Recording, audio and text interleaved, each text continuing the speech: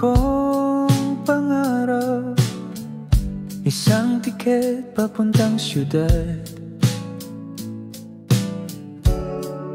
Akala ko'y sagot sa lahat, pero ngayon ako'y nag-iisa sa kwarto, walang katao-tao. Tanong sa sarili, bakit nga ba ako nandito? Mas maganda raw dito, yan ang sabi nila.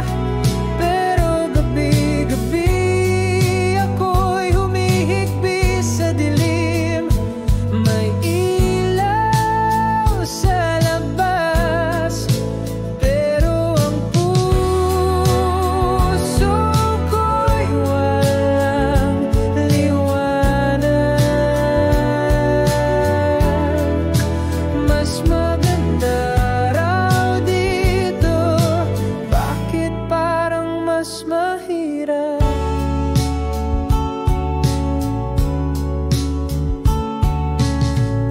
Sa labas ay